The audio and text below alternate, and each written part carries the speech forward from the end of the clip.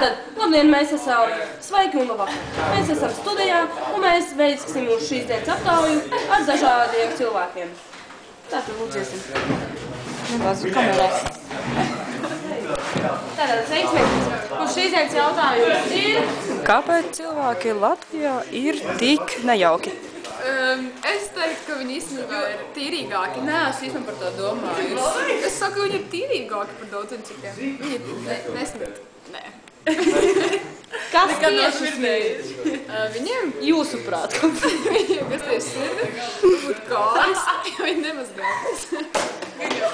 Es domāju, ka varētu būt kā kājas, jā. Interesanta atbilde. Sveika, meitene. Kurai mēs nezinām vārdu? Vai? Mums atkal šī dienas jautājums, kā jau jūs dzirdējāt, ir... Kāpēc cilvēki Latvijā ir tik nejauki? Es domāju, ka pērtiķi ir evolūcijas ceļā jau tik tālu attīstījušies, ka viņi šo garšu varbūt nemaz nejūt. Tā kā šis jautājums arī daudz nozīmīgs, manuprāt. Bet cilvēkiem ir jātiek galā, un šis loks jāatver un jādod iespēju sev pamēģināt uzzināt atbildi šo jautājumu. Es domāju, katram mūsu māju atbildi.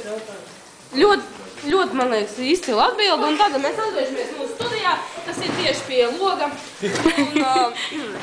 Vēl pēdējo jautājumu varētu. Kam tad? Nu, kaut vai. Andrejs ir ļoti labs cilvēks. Nu, viņš pārāk tālu. Mašā. Kāds nejiet pie Muka, bet Muhameds nāk šurp.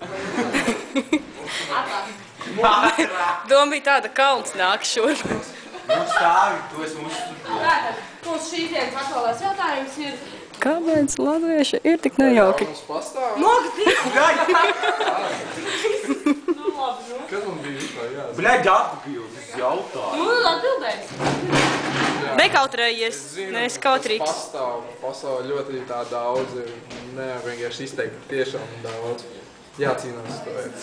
Nu, labi. Vēl mēs pajautāsim mūsu ekspertei Maģei.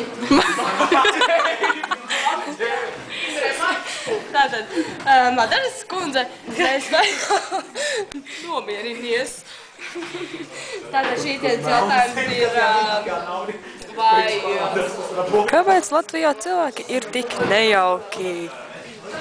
Latviešu populācija un vairošanās ir ļoti dziļa iekšēja problēma. Tas noteikti saistīts ar viņu cietnieku gēnu. Čau, mammu! Tas ir visvislākais mājās, ko Tāpēc mēs arī šodien veiksim. noslēdzam šodien. Varbūt mums operators var atbildēt arī uz šo jautājumu. Tātad es domāju, ka...